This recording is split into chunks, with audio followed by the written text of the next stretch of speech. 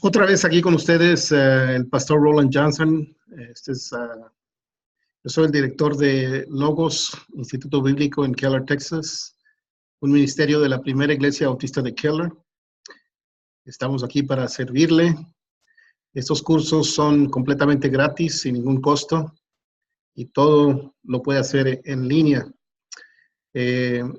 Ahí tenemos el correo electrónico, y la razón por qué ponemos el correo electrónico es porque al final tenemos unas preguntas para que usted conteste y así podemos anotar su asistencia.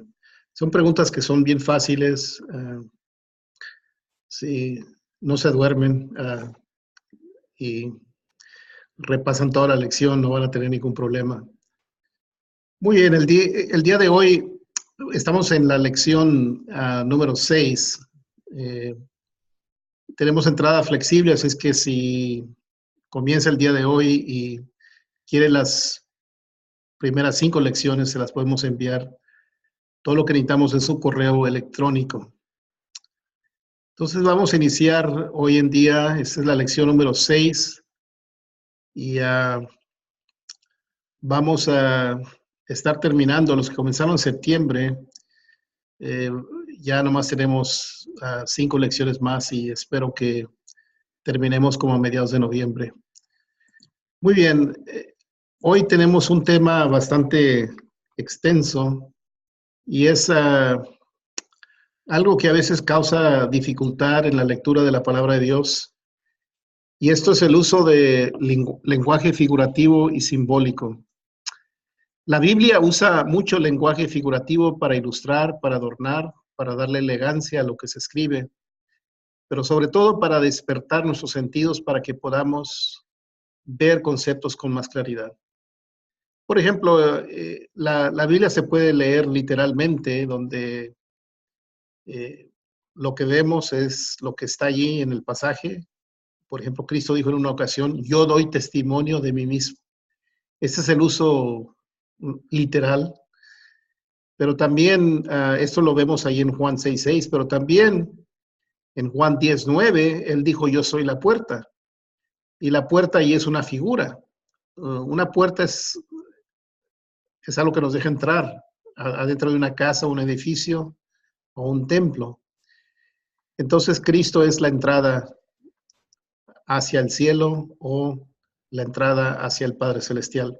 Entonces, también hay otros ejemplos que se usan, por ejemplo, la cosecha y la pesca se usan para referirse a ganar almas para Cristo Jesús. Muy bien, vamos a continuar. Vamos a ver varios usos figurativos en la palabra de Dios. Es bastante material, es que abróchense en el cinturón y vamos hacia adelante. Primero tenemos la metáfora. Una metáfora es la comparación de dos cosas no usando. Tengo que enfatizar aquí, no usando adverbios. Dice, vosotros sois la sal de la tierra, Mateo 5:13. Aquí vosotros y sal son dos comparaciones y es, como ustedes ven ahí, lo que se compara. Diciendo que nosotros, como creyentes, como cristianos, somos la sal de la tierra. Ahora, un símil es una comparación de dos cosas usando adverbios. Y adverbios son como, así y semejante. Mateo 3:33 es un ejemplo. Dice, el reino de los cielos es semejante a la levadura que toma una mujer. Muy bien. Tenemos número 3, otro uso figurativo, y es la ironía y el sarcasmo. La ironía es la presentación de una idea absurda o exagerada. El sarcasmo es lo mismo, pero es algo más fuerte, es algo con la intención de herir o burlarse de alguien. Por ejemplo, los soldados se burlaron del Cristo crucificado llamándole rey, insinuando que si él fuese rey, él pudiese tener poder para librarse él mismo. Y luego aquí tenemos un ejemplo de ironía. En la Biblia hay los dos, hay ironía y hay sarcasmo, pero este es un ejemplo de ironía. Dice, es más fácil que un camello pase por el ojo de una aguja que entra en un río. Es más fácil que un camello pase por el ojo de una aguja que entrar un rico en el reino de los cielos.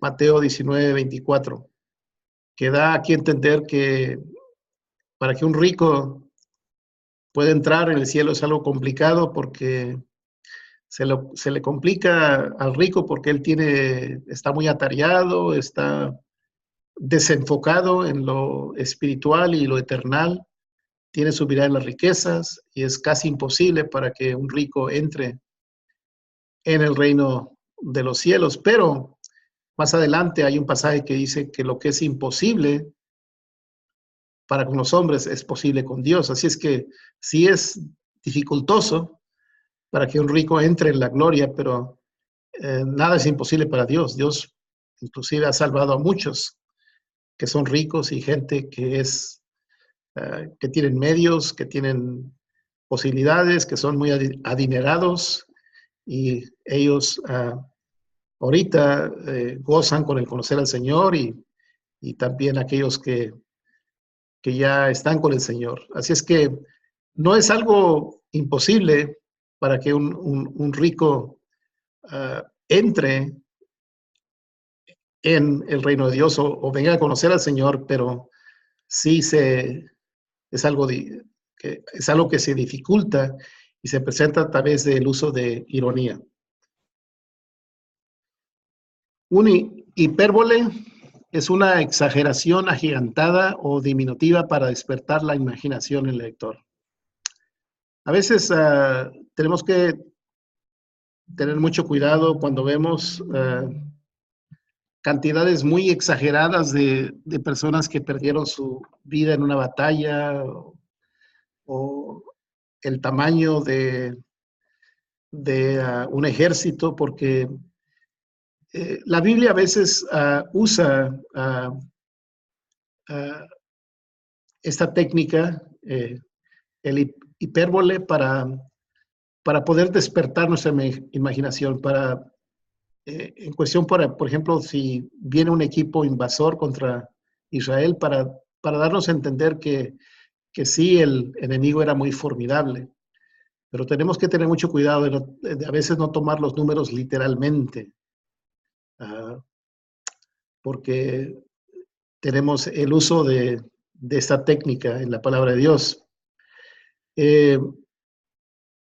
Yo creo que uno de los ejemplos también que tenemos es las 1000 esposas de Salomón. Yo creo que aquí se usó un hipérbole. Esa palabra hipérbole significa arrojar más allá del blanco. Y yo creo que aquí lo que el lector quiere, o más bien nosotros somos los lectores, lo que el escritor nos quiere dar a entender es que Salomón tenía muchas esposas, muchas mujeres, pero de tomar la palabra 1000 como algo literal, no creo que esa es la intención del lector, del escritor. La intención del escritor es darnos a entender que él tenía muchas mujeres. Lo más difícil de tener 1000 mujeres o 1000 esposas es tener 1000 suegras. Y yo creo que eso sí es imposible. Gloria a Dios que yo tuve una buena suegra, que ya está con el Señor y que ella me tenía mucho amor y mucho cariño. Tal vez porque yo era el único yerno que tenía y por eso me llegó a querer mucho y yo también llegué a apreciarla mucho. Ella fue cuando yo le conté que yo iba a entrar en el ministerio, la suegra Leonila Castillo, ella fue y compró todo un set, un comentario de Barclay, que todavía lo tengo, es un comentarista del Nuevo Testamento, muy útil porque él tenía conciencia del griego, el lenguaje original. Pero ese set de comentarios todavía lo tengo. Bueno, tengan cuidado con números en la palabra de Dios. A veces se exageran. Perdonar 70 veces 7 no quiere decir, ok, voy a perdonar 490 veces, pero luego después ya no le voy a perdonar. No, aquí nomás se refiere a que hay que perdonar un sinnúmero de veces. Hay otro pasaje o otro verso aquí en el Salmo 6:6. Voy a bajar esto para aquí para poder ver mejor. Donde dice, todas las noches inundo de llanto mi lecho. Aquí nos quiere dar a entender que él pasa por profundo dolor y que inunda de llanto. Es una exageración ahí. Muy bien. El sinécdoque es una figura literaria donde la parte representa el todo. Dice el pan nuestro, dándolo hoy, Mateo 6:11. Aquí el pan es una parte que representa el todo lo que necesitamos para los gastos cotidianos, que incluye el alimento, dinero para pagar las mensualidades de nuestra casa, nuestro carro, dinero para pagar todas las obligaciones que tenemos, la luz eléctrica, el agua y todos los gastos cotidianos. Muy bien, así es que un sinécdoque es una parte que representa el todo. Un apóstrofe es una técnica que se usa donde una persona se dirige a una cosa o persona ausente o imaginaria. Ejemplo de una persona ausente, cuando el rey David perdió a su hijo que se había rebelado en contra de él. Segunda de Samuel 18:33, cuando él escuchó las noticias, dice que el rey se turbó y subió a la sala de la puerta y lloró, y yendo decía así, hijo mío, Absalón, hijo mío, Absalón, ¿quién me diera que muriera yo en lugar de ti? Absalón, hijo mío, hijo mío. Y luego tenemos aquí el ejemplo donde aquí el escritor, el apóstol Pablo, se dirige hacia una cosa como la muerte. Dice en 1 Corintios 15:55, ¿dónde está, oh muerte, tu aguijón? ¿Dónde está, oh sepulcro, tu victoria? Muy bien.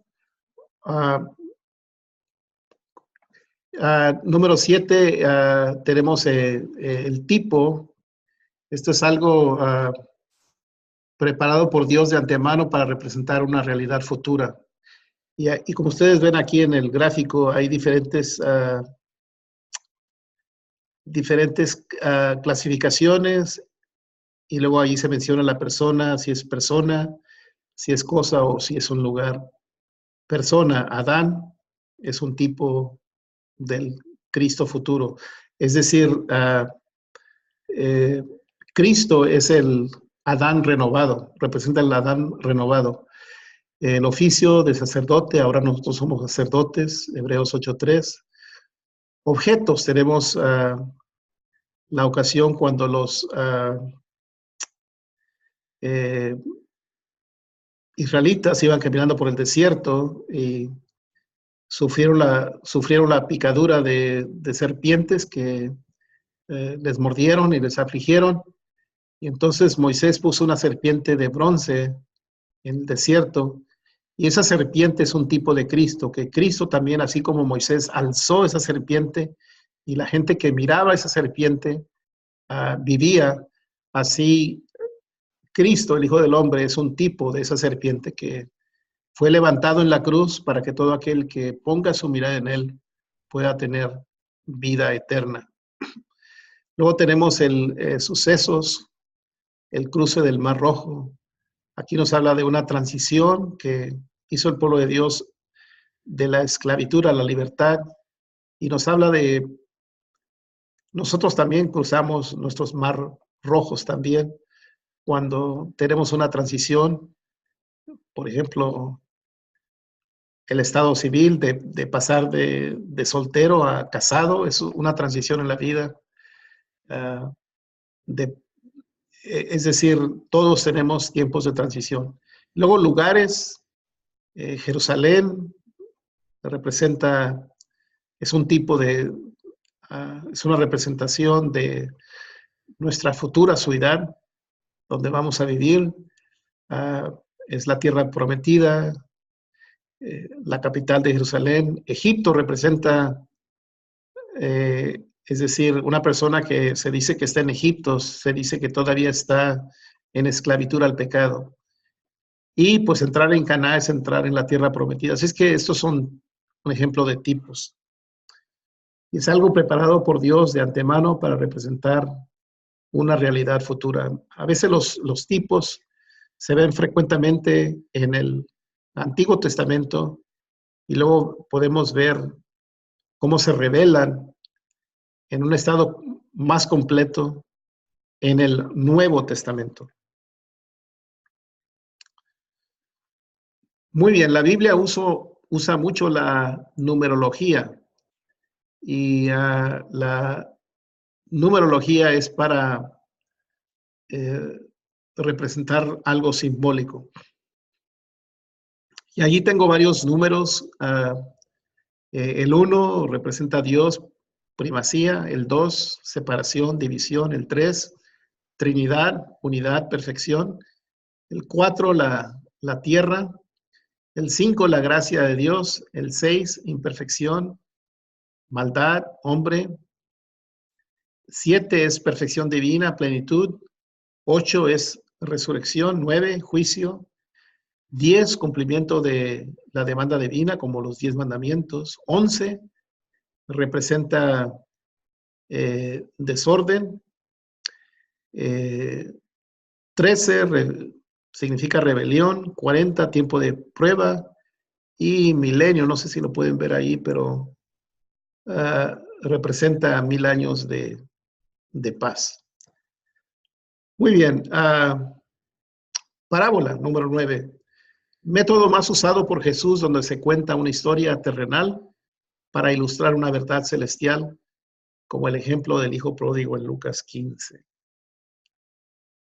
Número 10, eufemismo, una técnica literaria para suavizar la realidad. Por ejemplo, se dice que Lázaro duerme en Juan 11. O también se usa la expresión o se llegó o se acostó en vez de decir que una pareja tuvieron sexo, como en el caso de la relación entre Abraham y Agar en Génesis 16:4.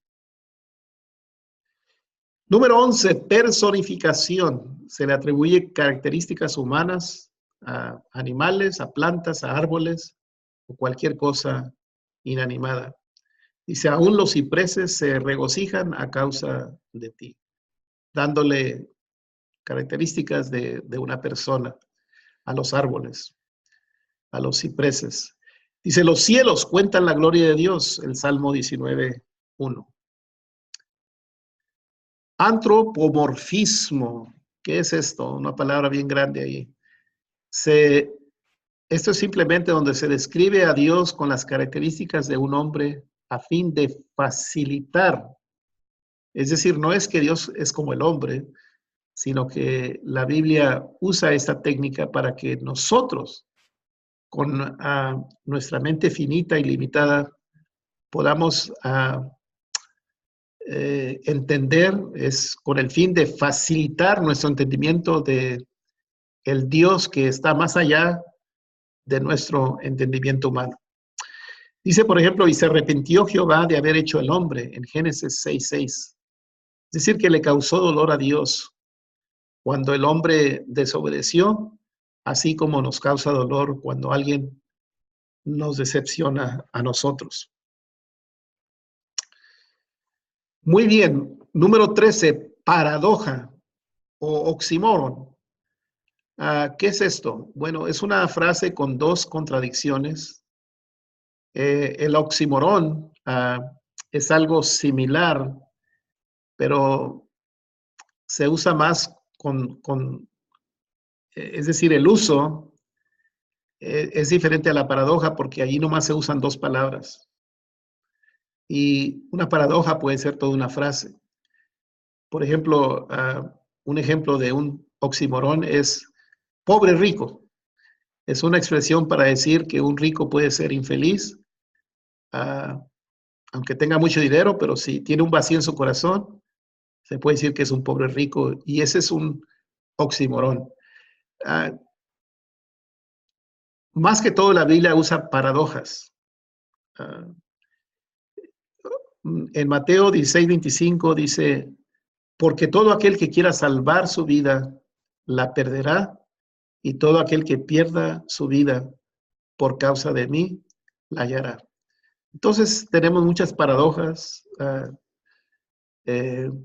Por ejemplo, el que se humilla va a ser exaltado, y así, paradojas que tenemos en la palabra de Dios.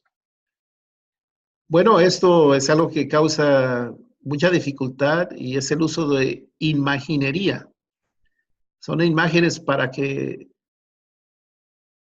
podamos nosotros tener, es decir, son imágenes por el escritor que evocan el uso de nuestros sentidos. Y cuesta más trabajo entender la imaginería, como las visiones de Ezequiel.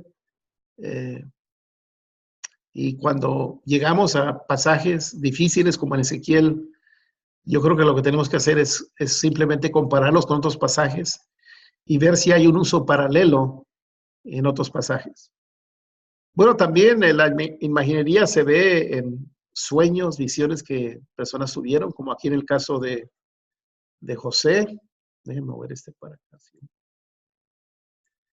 Dice, soñó otro sueño y lo contó a sus hermanos y diciendo, he aquí, he soñado otro sueño y aquí que el sol y la luna y 11 estrellas se inclinaban hacia mí. Muy bien, ahora vamos a ver aquí número 15, modismos. Estos son dichos populares como entre los latinos, tal palo, tal astilla, dime con quién andas y te diré quién eres. Bueno, en la palabra de Dios está el uso de modismos también.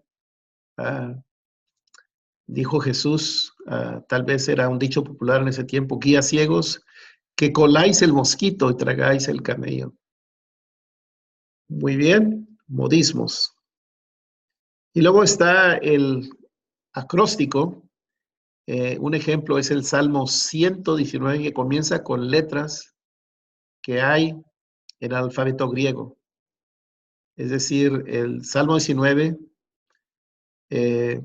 vemos que cada verso comienza con una letra del alfabeto griego. ¿Y por qué se usa esta técnica? Bueno, yo creo que en ese entonces para memorizar el capítulo, que es el capítulo más largo de la Biblia y creo que es el centro de la Biblia también. Muy bien.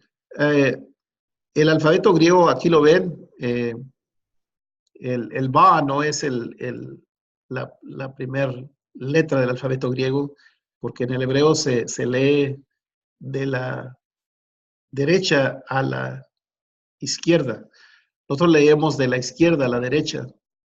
Entonces, Aleph sería la primera palabra del alfabeto griego y casi parece a una A nuestra, ¿no? Un poquito diferente, Aleph, y luego está Bet, Gimel, Dalet, y así lo que vemos en el acróstico es que en el Salmo 119, el primer verso del Salmo 19 comienza con la letra hebrea Aleph. Y así se va hasta que se continúa, hasta que se usan todas las letras del alfabeto griego. Muy bien, ¿qué es paralelismo? Es repetición con algunas variaciones. En Mateo 7, del versículo 7 al 8, dice, pedid y se os dará, buscar y hallaréis, llamar y se os abrirá. Porque todo aquel que pide, recibe, y el que busca, halla, y al que llama, se le abrirá. Luego, la última que vamos a ver es el monólogo interior.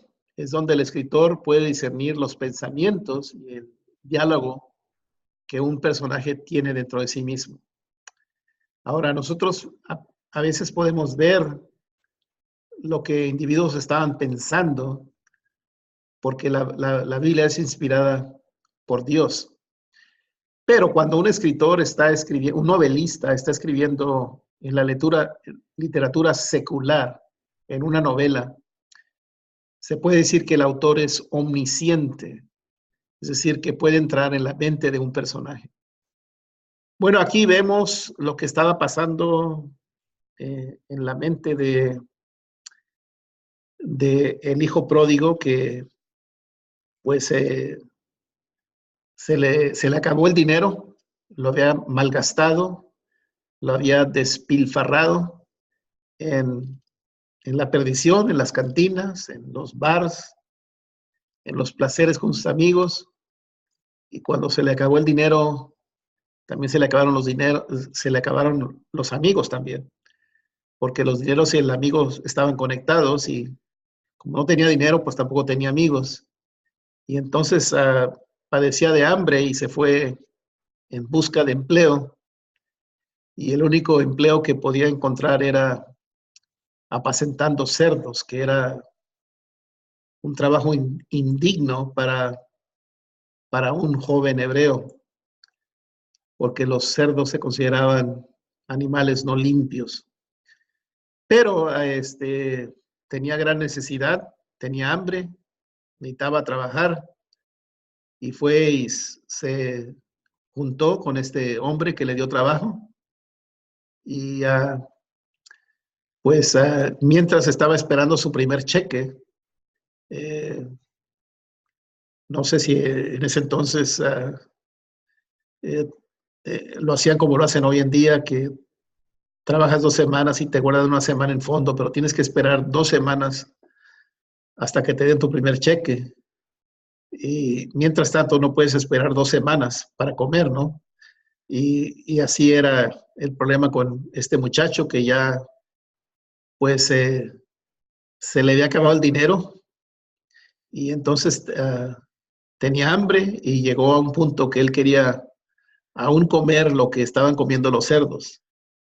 Y entonces en esa gran necesidad, él volvió en sí y dijo, bueno, es decir, aquí está un monólogo interior donde él se habla a sí mismo. Nadie no escuchó lo que él estaba diciendo, sino que lo estaba pensando en su mente.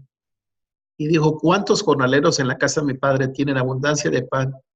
Y miren, yo aquí perezco de hambre. Y aquí está la decisión que él hizo. Todavía es una continuación del eh, monólogo interior. Dice, me levantaré y iré a mi padre y le diré, Padre, he pecado contra el cielo y contra ti, y ya no soy digno de ser llamado tu hijo. Hazme como uno de tus jornaleros. Muy bien, pues colorín colorado, este cuento ya ha terminado, como dice los cuentos, ¿no? Bueno, ya terminó esta lección. Aquí están para repasar. Simplemente uh, uh, pongan 1, 2, 3 en su email que me mandan y pongan la respuesta a la 1, si es por ejemplo, el diablo anda como un león rugiente, 1 Pedro 5:8, ese ejemplo de qué, de un símil o, o B, allí cámbienle, ahí está un error, póngale B allí acróstico o C un hipérbole. El número 2 significa A, unidad, separación o la unión matrimonial. En el monte Carmelo, cuando Elías se burló de los balistas, este es un ejemplo de parábola, apóstrofe o sarcasmo. Bueno, pongan 1, 2, 3, pongan allí la respuesta que corresponde y la mandan al correo electrónico ROLJ75 @gmail.com. Que Dios les bendiga y tengan un fantástico día.